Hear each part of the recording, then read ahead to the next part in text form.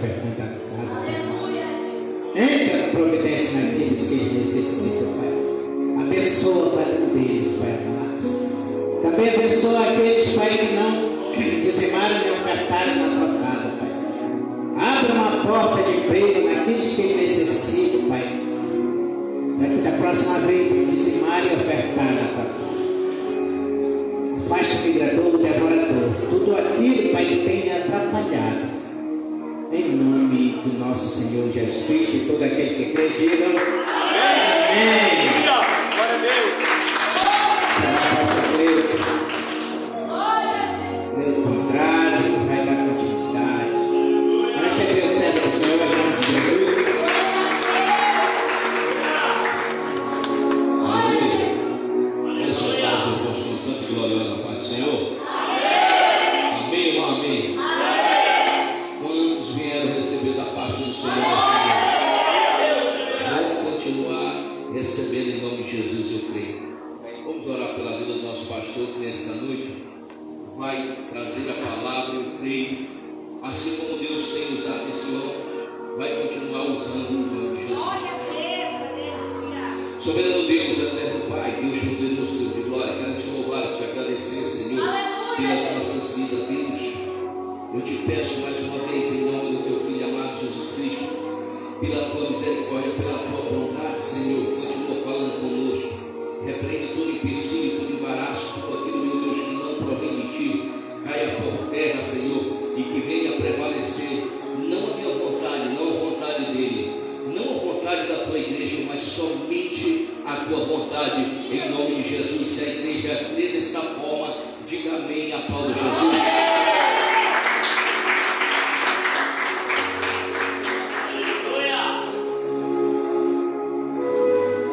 Salve, meus pais, no nosso Pai, Senhor Jesus, amém? Glória a Deus, só sempre, por instante, em nome de Jesus.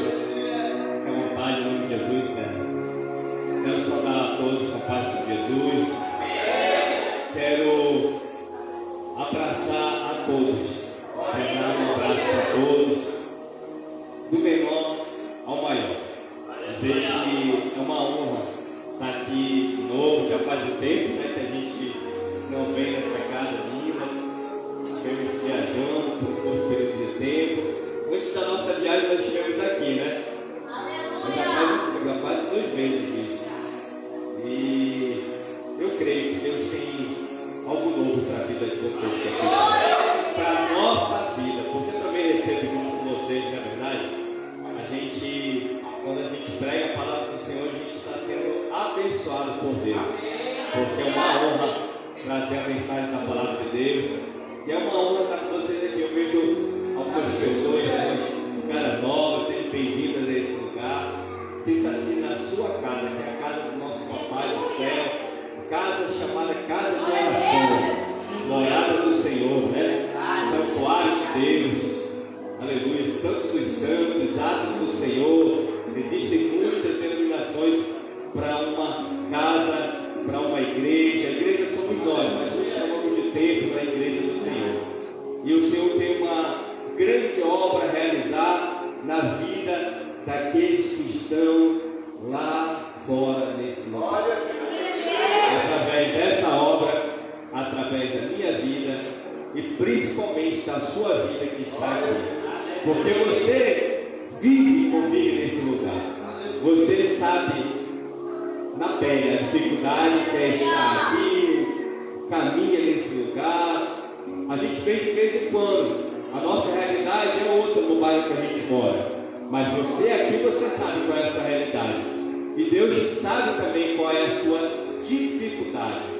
E sabe qual é a dificuldade de todos que aqui estão. E o Senhor, quando Ele entra com uma obra em um lugar, Ele quer modificar, Ele quer transformar aquele lugar. Você sabia que por causa do povo de Deus, dos justos, daqueles que são santos, santificados no sangue de Jesus, Ele abençoa o lugar? E mesmo do ímpio onde nós estamos, nós moramos no meio dos ímpios, não moramos? O que quer dizer a palavra ímpio? Homem mau, impiedoso. Nós estamos, outrora nós já estivemos lá, eu já estive lá, fazia parte do meio. Hoje nós fomos separados por Deus, nós fomos escolhidos, fomos chamados, nós fomos escolhidos. Você e eu que aqui está essa noite. Não foi por acaso que Deus te chamou para esse lugar, porque Ele quer fazer mover. Mover. Lembre dessa palavra, lembre dessa data e lembre desse dia. A partir de hoje, não porque eu sempre falo, não porque eu quero, é porque foi Deus que falou, é Ele que quer fazer, é Ele que vai fazer, através do ministério, através do templo, através da obra e principalmente através da sua vida. Você é o canal, você é a ferramenta de Deus nesse lugar para fazer o mover. Deus vai fazer nesse lugar através da minha, através da sua vida. Aleluia! Nós vínhamos falando no carro, e nós falamos uma palavra, né, pastor, sobre avivamento. Deus está fazendo um avivamento no nosso meio. Você sabe o que essa palavra quer dizer? É trazer a vida, dar novo ânimo. Avivamento não é o mover de Deus, do Espírito Santo, faz parte também, mas não é só isso. Não é aquele girar, não é aquela alegria, aquele gozo do Espírito que a gente sente, e muitas das vezes nós ficamos embriagados com o Espírito Santo, faz parte também, é bom também, mas avivamento é quando você chega lá na sua casa, você chega lá no seu trabalho, e as pessoas olham para você e começam a olhar para ti e dizem assim: meu Deus, tem algo diferente em ti. Eu não sei o que é, o teu semblante é diferente. Eu vejo uma alegria no teu rosto, eu vejo algo diferente. E isso está me contagiando, isso está tomando meu ser. Eu sinto arrepio quando eu chego perto de você. Eu sinto alegria. Você só tem uma palavra de alegria, você nunca se vejo triste. As coisas são difíceis, a palavra é difícil, as coisas estão acontecendo ao contrário, mas tu não, tu continua firme, tu continua forte, sempre tu tem uma palavra de ânimo, uma palavra de Deus para a minha vida. É isso que é avivamento de Deus. É isso que Deus quer fazer nesse lugar, aleluia. Deus quer mover. Quando Deus fala no mover, Ele fala assim que Ele move céus e terra em meio do teu favor. Ele muda as águas do lugar, Ele abre o Jordão, Ele abre o nosso terreiro para você e eu passar. Você sabe o que significa isso, mover céus e terra? Meu Deus, é muito forte. É Deus trabalhando por você. É Deus olhando para você e vendo assim você na caminhada, na dificuldade, mas a tua perseverança faz com que mova o coração de Deus. E movendo o coração de Deus, a mão de Deus se move em nosso favor. Ele começa a consertar, a aplanar a toalheira. Sabe o que é aplanar a toalheira? É o teu caminho. Ele começa a tirar as pedras, ele começa a tirar os espinhos, ele começa a tirar os escombros e traz de volta. Restaura tudo que foi roubado e tudo que foi perdido. É isso que Deus quer fazer na minha vida e na tua vida. Mas por que não acontece? Acontece, vai acontecer porque a palavra de Deus diz: agindo eu, quem impedirá? Deus quer agir, não tem nem eu entre você, apesar. Só uma forma, né? É só uma forma que faz com que as coisas não aconteçam na minha vida ou na sua vida. É quando eu não acredito, quando eu não tenho fé, quando sai uma palavra, quando eu ouço a palavra, quando eu leio a palavra, Deus me dá uma palavra, Deus fala comigo, e eu lá na frente, eu deixo de acreditar. Aí essa é a única forma que eu vou fazer. Mas se eu crer e você crer, vai acontecer o milagre de Deus na tua vida, na tua casa, na tua família, na mão.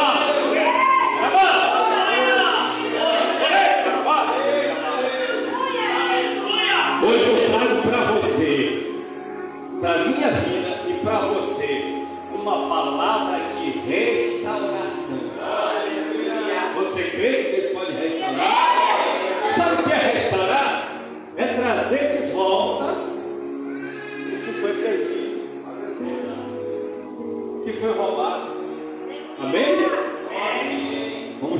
palavra de Deus? Abra sua Bíblia junto comigo no livro de Lucas, Evangelho de Lucas, capítulo 7. Fique de pé em nome de Jesus, em reverência à palavra do Senhor Jesus. Capítulo 7, versículo 11 ao 17.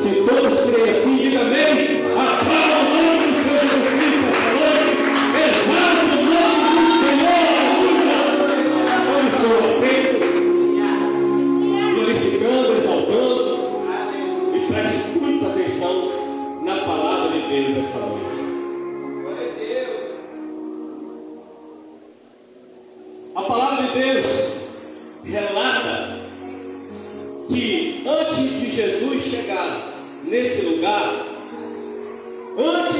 um dia antes, estava em Jerusalém. Ele estava, aleluia, fazendo o que Deus determinou que ele fizesse. A palavra de Deus diz que existia o servo de um centurião que estava enfermo, aleluia. E aquele homem, vendo o seu servo padecendo, compadeceu-se dele, porque era um servo muito estimado para aquele senhor, para aquele homem importante. E a palavra de Deus diz que aquele homem era muito importante. Ele ajudou a obra a construir, aleluia, uma mesquita, uma casa de oração. Ajudava os anciões na obra. Se dispunha com oferta. Era um homem íntegro, honesto, diferenciado de todos. O fato de ele ser romano não impedia com que Deus abençoasse a vida daquele homem. E ouvindo falar de Jesus, que Jesus ia passar, que Jesus estaria naquele lugar, ele reúne os seus amigos, reúne os anciãos e pede que eles vão interceder pelo seu servo diante de Jesus. E chegando lá, aqueles homens deram bom testemunho daquele centurião, falaram que ele já tinha ajudado na obra de Deus, falaram que ele era honesto, que ele era íntegro, que ele era um homem honrado, aleluia. E Jesus vendo, aleluia, a fé daquele homem, e naquele momento manda uma resposta, que ele iria até a casa daquele homem, mas aquele homem se achou indigno de receber a presença do Filho de Deus, a presença de Jesus na casa dele, e disse, indo até Jesus, disse: basta que apenas uma palavra tua, basta apenas uma palavra tua. E essa passagem demonstra que Jesus utilizou-se de sua autoridade que Deus deu para ele, no céu, na terra e debaixo da terra. E sobre a palavra dele, o servo do centurião ficou instantaneamente curado. Naquele momento que ele disse: vai, a tua fé curou. Pela fé daquele homem, Jesus cura o seu servo. Mas naquele momento, eu creio, em nome de Jesus, a palavra de Deus não relata isso, mas eu creio que se a palavra de Deus diz que um dia antes, se você for estudar, você vai ver que um dia antes, o filho daquela mulher viúva, daquela cidadezinha, daquela comunidade chamada Naim, estava morrendo. Aleluia. E naquela época existiam diferenças sociais, não diferentes dos dias de hoje. Hoje, se você não tiver uma condição financeira boa, você não adquire um local apropriado para enterrar os seus entes queridos. É necessário que você tenha uma condição financeira boa. E naquela época também era da mesma forma. Aqueles que tinham poder aquisitivo maior, eles enterravam os seus entes queridos dentro de cavernas, de sepulcros. Eram lugares preparados de uma forma diferenciada para abrigar o defunto. Mas para você adquirir uma terra como essa, um local como esse, era necessário bastante dinheiro. E está se tratando nessa situação de uma mulher que era viúva. Se você for estudar o contexto histórico, se você for estudar, aleluia, a fundo o que se passava naquela época, você vai ver uma diferenciação social muito grande relacionada também com as viúvas. Mas na própria palavra de Deus, o Senhor nos instrui que nós devemos cuidar dos órfãos e da viúva. Mas só que tem um detalhe: a palavra determina, mas o homem não coloca em prática o que está na palavra de Deus. E aquela mulher não foi diferente daquela situação. A palavra já se trata de uma viúva. E naquela época existiam aqueles que tinham condições aquisitiva melhor, conseguiam, aleluia, enterrar, que não era enterrado, era sepultado dentro de sepulcro. Nós vemos, aleluia, a passagem do Lázaro. Lázaro tinha um poder aquisitivo sepultou. Lázaro foi enterrado, foi sepultado no sepulcro, numa caverna, assim como Jesus também. A diferença é que Jesus não tinha. Jesus foi cedido no local apropriado para ele. Porque senão ele ia ter que ser enterrado, assim como todos aqueles que não tinham condições financeiras. Eles eram enterrados, assim como hoje também. Os que tinham condições melhores eram sepultados em cavernas, os que não tinham eram enterrados. E existia também uma diferença entre o sepultamento, a cerimônia de sepultamento. Aqueles que tinham condições financeiras melhor, eles contratavam, aleluia, pessoas, representantes do governo, para ministrar no sepultamento. Eu imagino que o sacerdote ia lá, fazia aquela cerimônia muito bonita, muito linda, conforme a lei judaica, era pago. E quem não tinha? De que forma era feito? Qualquer pessoa, pessoas da família faziam. E muitas das vezes a lei de Moisés, a lei, ela determinava que não se demorasse muito tempo para enterrar. Um exemplo, morreu dentro de uma hora, já tinha que estar fazendo, porque ele não tinha como conservar os seus corpos. Os únicos que a palavra de Deus relata que foram enterrados de uma forma diferente foi José e Jacó, que foram enterrados lá no Egito. Eles passaram, os corpos deles foram preparados, tiveram um enterro diferenciado. O corpo deles foi preparado com especiarias.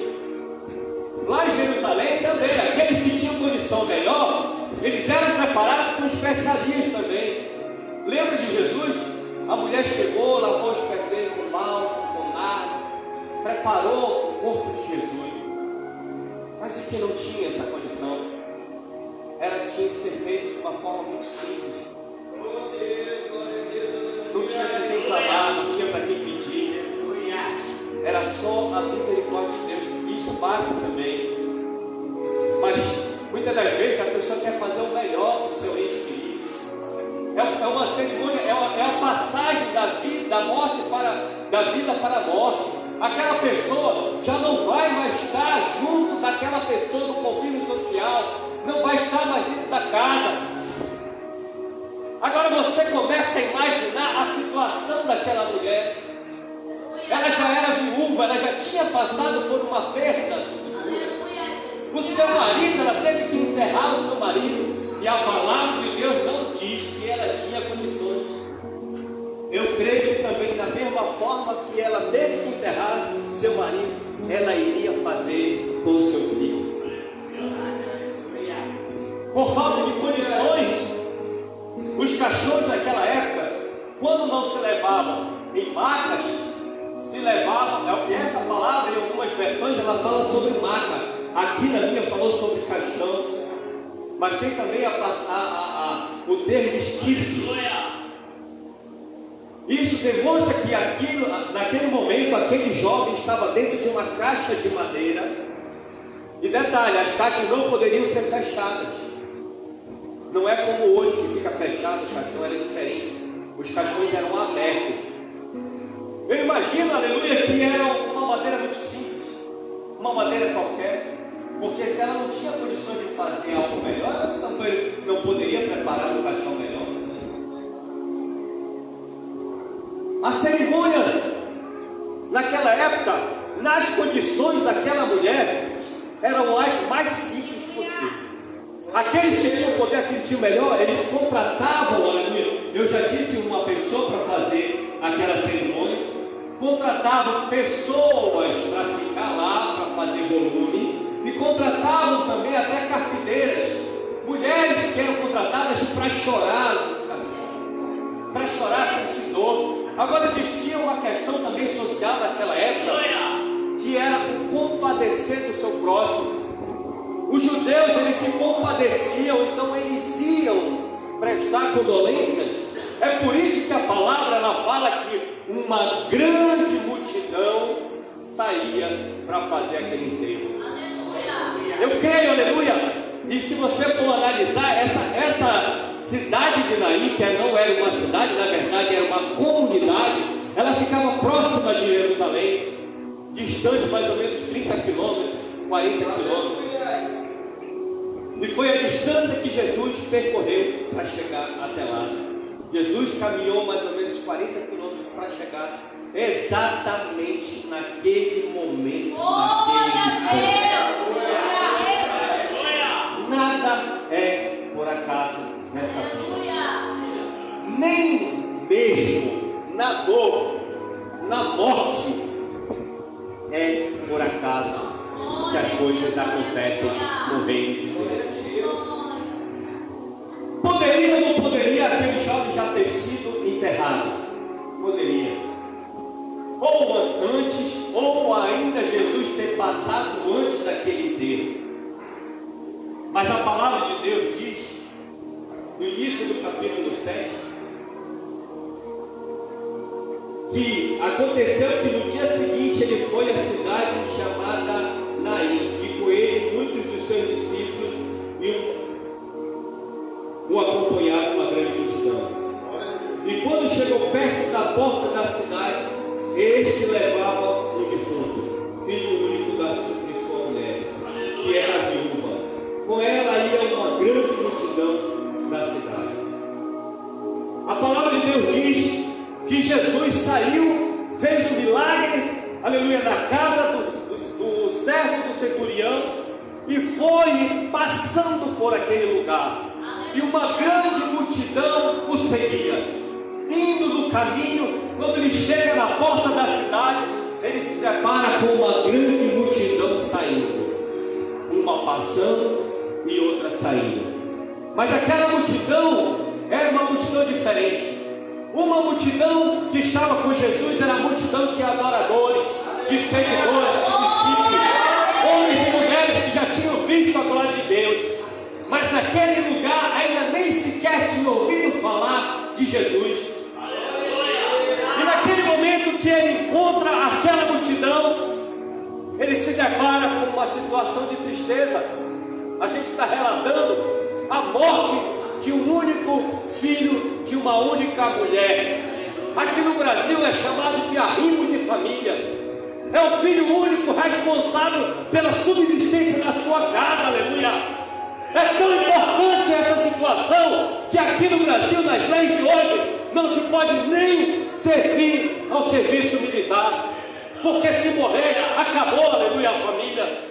Acabou, não tinha mais como aquela família, aleluia, se perpetuar. Não teria mais descendência. Eram os sonhos daquela mulher que estava morto naquele momento, aleluia.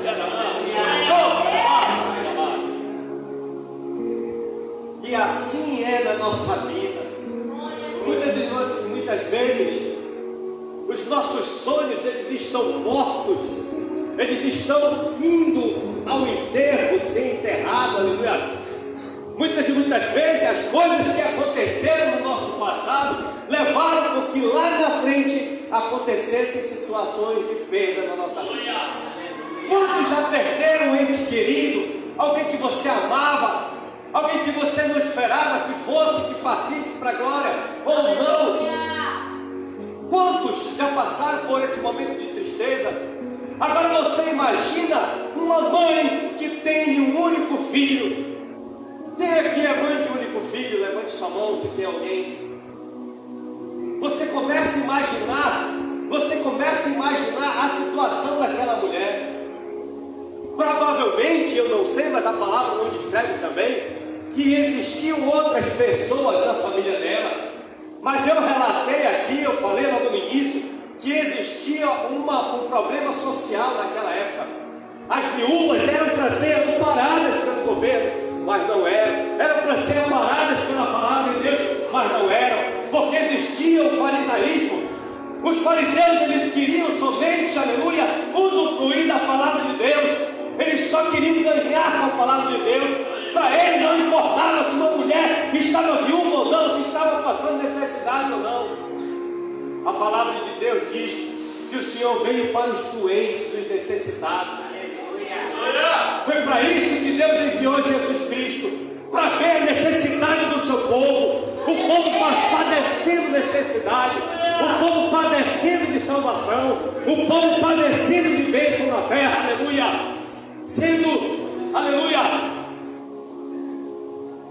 afrontado, sendo moído, sendo arruinado pela ganância do homem.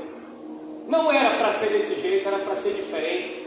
Era para todos viverem no repartir do pão. Era para todos viverem em comunhão. Era para ter sido feito dessa forma. Mas os sacerdotes estavam, aleluia, caídos naquela época. Por isso que Jesus entrou dentro do templo e quebrou tudo, porque o templo de Deus, a casa de Deus estava servindo de comércio somente para isso, aleluia. Não se pregava a verdade da palavra, não se vivia a verdade da palavra, aleluia. Vivia-se uma mentira, vivia-se um engano. Por isso que Jesus bateu tanto contra os fariseus. Quantas e quantas vezes João Batista chamou raça de víboras? Quantas e quantas vezes o Senhor Jesus, o profeta de Deus nessa terra, disse raça de víboras? Jesus, ele se indignava com a situação do seu povo padecendo. Era por isso que todos os lugares aonde o Senhor passava, ele restaurava a vida. É por isso que ele curava. Quando o coração de Deus se move quando você clama por socorro. Quando você chora, quando eu choro diante de uma situação da minha vida. Quando você se entristece, o Senhor ele se entristece. Quando você chora, quando você padece, ele levanta do seu trono e olha por nós. Aquela mulher, ela não conhecia Jesus. Ninguém ali, naquele féretro, conhecia Jesus. Ninguém nem sequer tinha ouvido falar.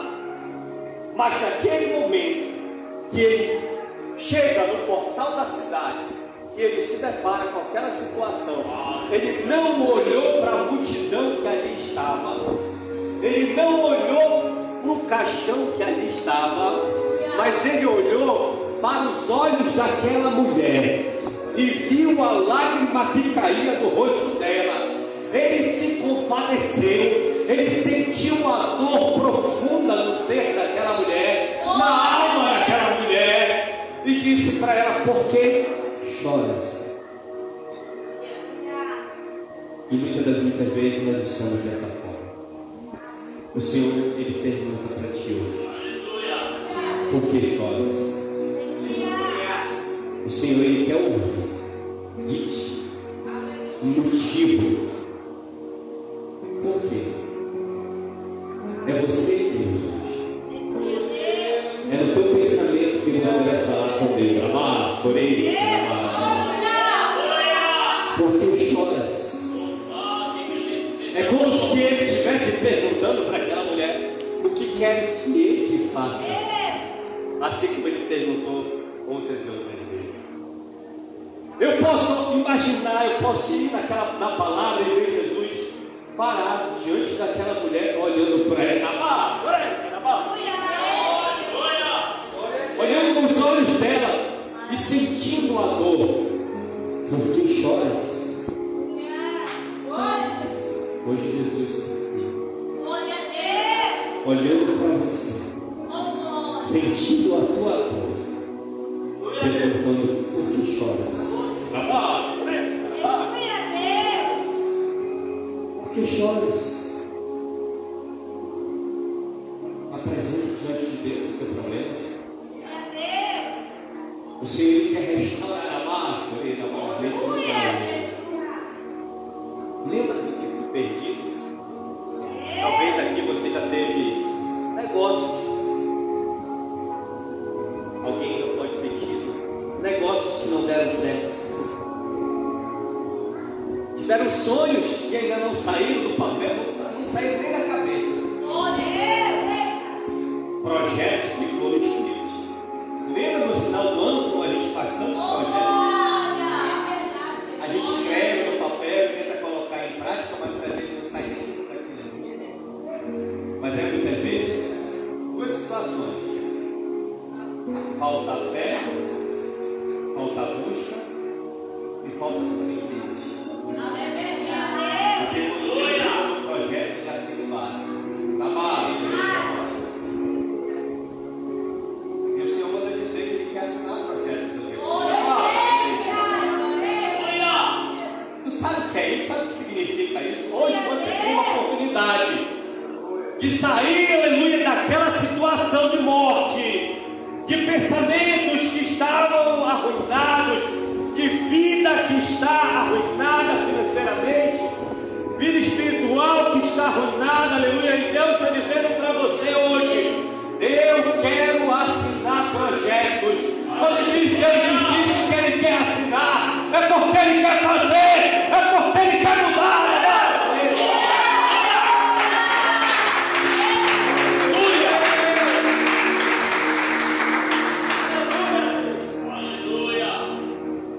Meus planos, os teus planos não são planos de Deus. Porém, nós temos que sonhar os sonhos que o Senhor tem.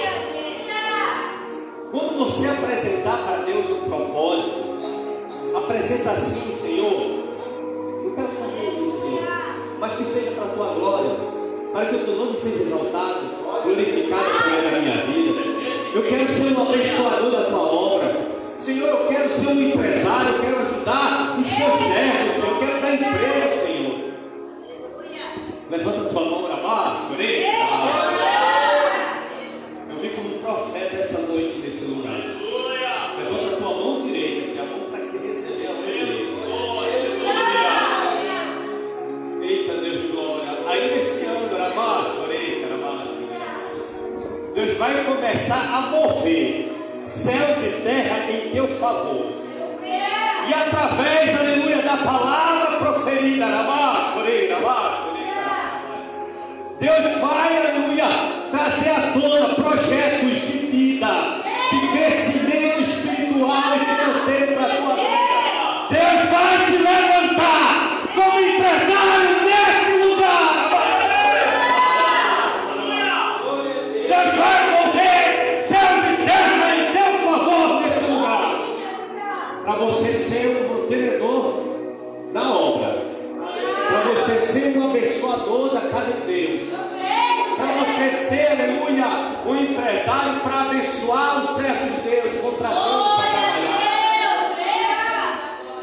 Toma posse em nome de Jesus. Eu não sei de que forma vai acontecer, eu não sei como é que Deus vai fazer, mas eu creio em nome de Jesus que vai acontecer. Aleluia.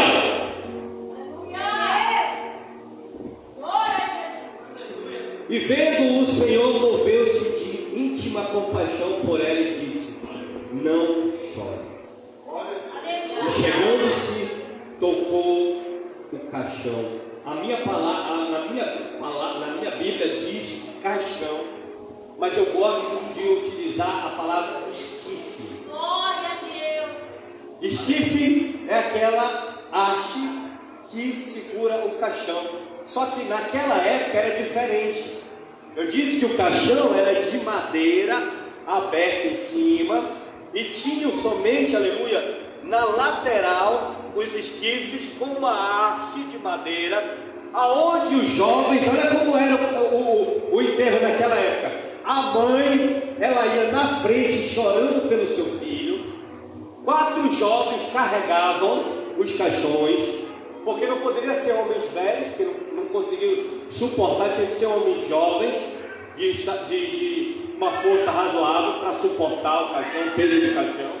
E eles carregavam em seus ombros, um lado, 4, 2 na frente e 2 atrás.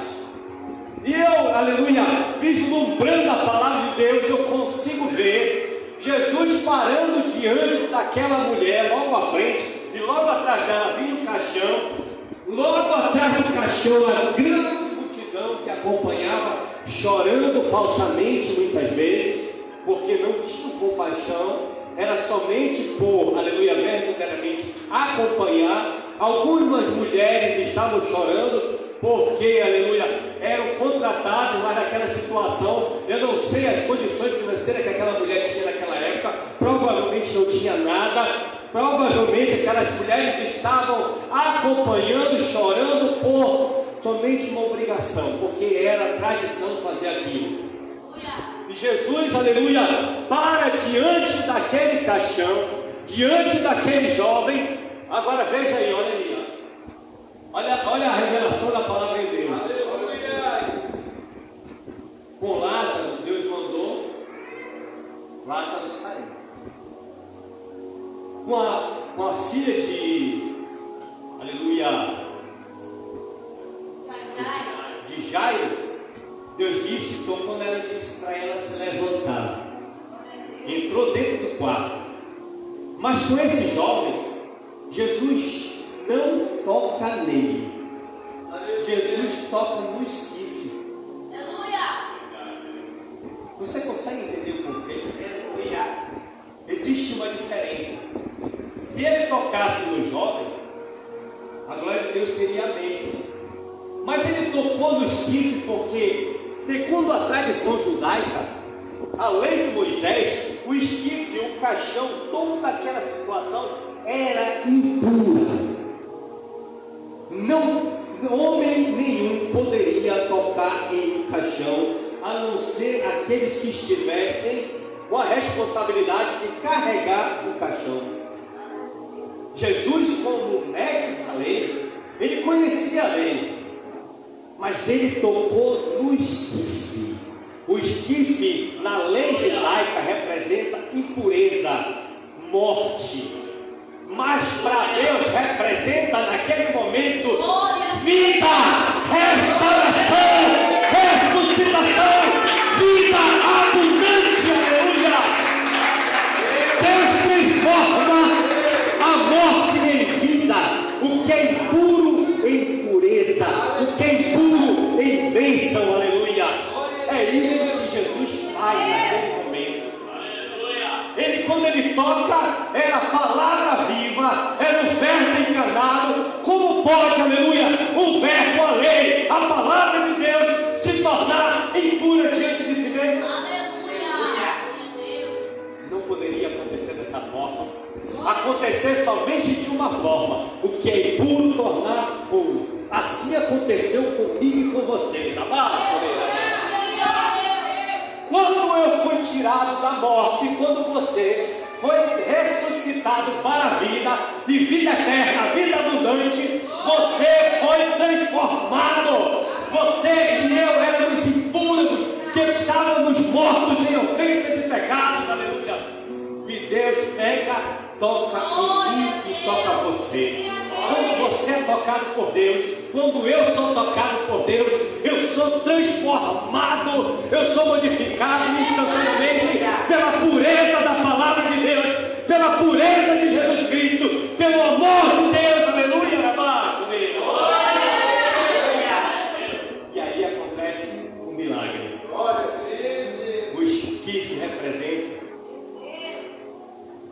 morte, pecado, sonhos arruinados, vida arruinada. A ressuscitação daquele menino representa vida abundante, vida restaurada, sonho restaurado, aleluia. Aquele menino, ele se levanta, senta e começa a falar, aleluia. Se fosse hoje, ninguém ia ficar lá. Todo mundo ia sair correndo, desesperado, com medo daquela situação. E a palavra de Deus não disse se aquela multidão fugiu.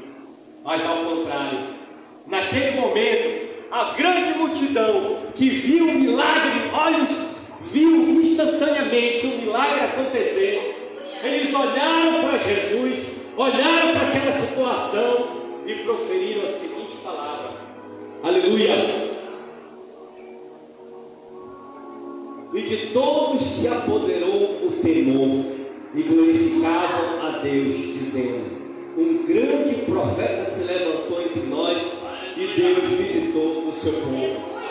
Lembra que eu falei que aquela multidão que estava ali não conhecia Jesus? Eles não entenderam o propósito de Deus, eles não entenderam que ali estava o Filho de Deus, na terra, o Deus vivo na terra. Naquele momento eles rejeitam Ele como Filho, rejeitam Ele como Salvador, rejeitam Ele como Emmanuel, e acreditam somente que Ele era um grande profeta. Assim acontece até hoje, quando nós negamos a Jesus, quando Ele faz um milagre e eu não me compadeço, eu não me encho de temor e eu não glorifico a Deus. Mas naquele momento eles começaram a exaltar o nome de Deus, glorificando a Deus, porque eles entenderam que mesmo assim estavam representantes de Deus naquele lugar.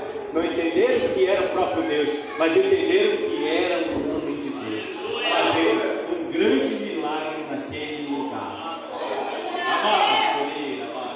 Assim vai acontecer nesse lugar.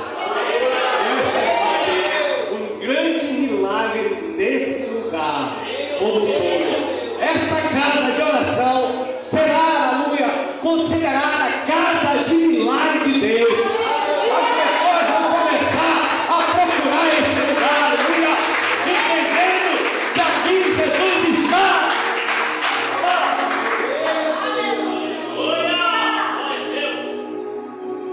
Quando Ele tocar no esquife, que é o que atrapalha a tua vida, a tua caminhada com Deus, é o que impede as bênçãos de Deus, é o que impede de você crescer, aleluia, em todas as áreas da tua vida. Quando Ele tocar nesse esquife, a tua vida, a tua casa, a tua família, o teu ministério vai mudar. Mas você precisa permitir. Aquela mulher, ela poderia ter dito não. Para aí, quem é você? Quem é o Senhor? Mas ao contrário, simplesmente ela aceitou o milagre. E naquele momento, quando ela teve fé, ela creu que o milagre aconteceu. É assim que acontece o milagre na minha vida. É dessa forma. Quando eu creio que Jesus, Ele está lá, mas está aqui também hoje, aleluia. Quando eu creio que, aleluia, Deus está falando no meio do povo. Quando eu creio que a palavra é verdadeira. Quando eu tomo posse da palavra, tomo ela para a minha vida, e eu caminho com essa palavra, Deus vai tocar no esquife. Deus vai restaurar a tua vida, em nome de Jesus. Aleluia. Já estou encerrando. E correu dele esta fama por toda a Judéia e por toda a terra circunvizinha. Lembra que eu disse que Naim era uma cidade muito pequena, não era uma cidade, bem dizer, era uma comunidade, uma vila. Jerusalém era como se fosse Manaus, hoje cercada por um monte de cidade e comunidade. Assim era Jerusalém. Existiam cidades grandes, cidades menores, cidades de porte médio, Cesaré, que era na beira do mar, Jerusalém, Cafarnaum, aleluia, Belém, da Judéia. Ele estava na Judéia naquele momento. Fazia parte da Judéia. E a sua fama correu. Você sabe o que isso quer dizer? Quando o milagre acontece, sabe por que não tem milagre dentro da igreja? Sabe por que a gente não conta milagre? Porque o milagre acontece e a gente guarda, a gente não conta, a gente não dá testemunho. Como é que as pessoas vão me falar sobre Jesus se eu não falar que Jesus fez o milagre?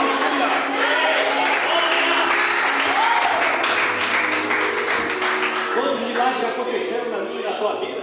E quantas vezes você veio dar um testemunho?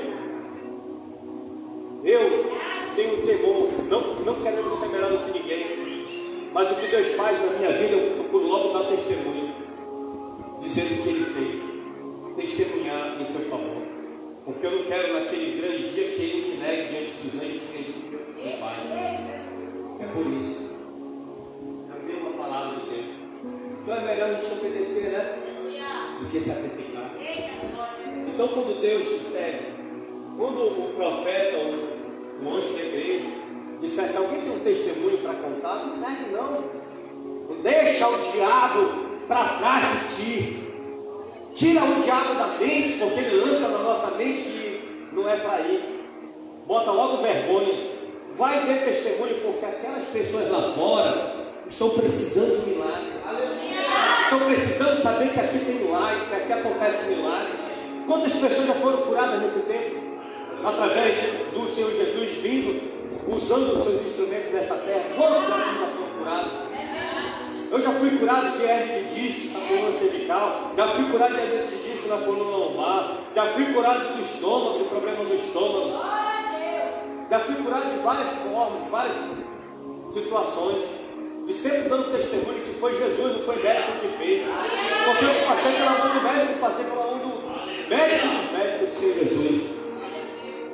E ali aquele povo correu e começou a espalhar o nome de Jesus por todos os lugares.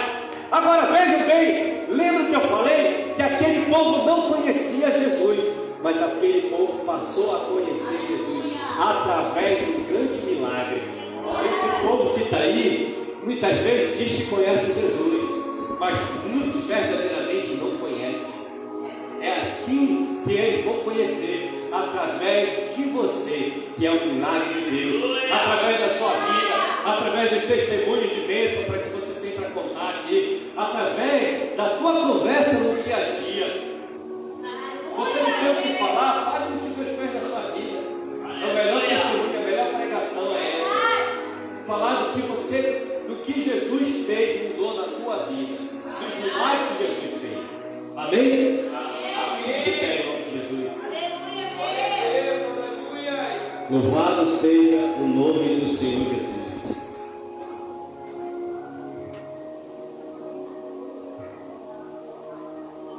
Vamos entender essa mensagem também? Amém? Eu quero orar pela sua vida. Eu quero ministrar, aleluia, uma bênção sobre a sua vida. Eu quero ministrar restauração. Foi para isso que o Senhor me trouxe. Vem aqui na frente, você que entendeu essa mensagem, que entendeu o que Deus falou contigo. Vem aqui na frente, vem receber. Eu não costumo insistir não, Deus está aqui, eu não estou vendendo Jesus para ninguém. Nem milagre também. É tomar posse, querer e receber. Amado, algumas coisas que eu não faço, você faz. Quem me conhece, fala o nome do Senhor Jesus. Quem me conhece sabe que há duas coisas que eu não faço, é dizer glória a Deus, é espontânea. A adoração tem que partir do meu ser, do meu Deus. Eu tenho que entender que eu entrei dentro da casa de Deus para adorar. Amém? Aleluia, amado. Amém, amado. Quantos já tiveram sonhos frustrados?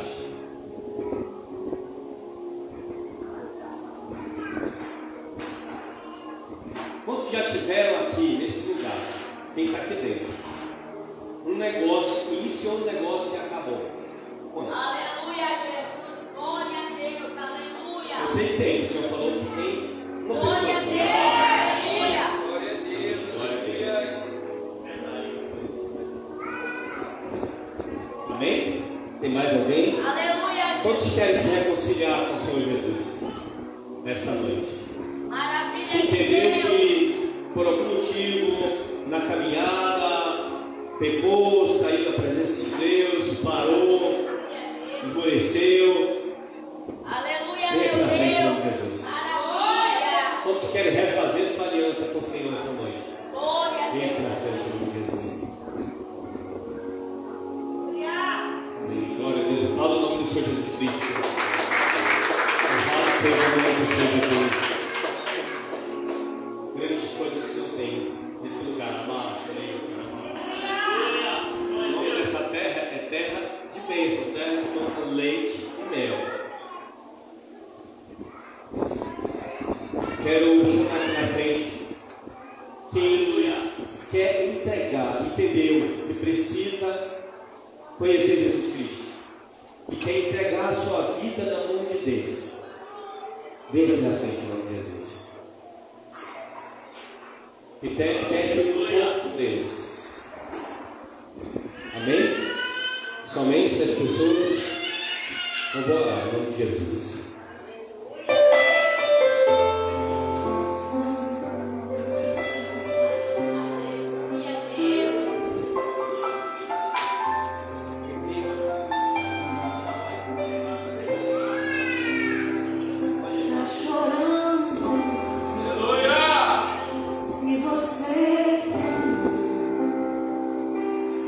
Cuida de você e jamais se esquecer.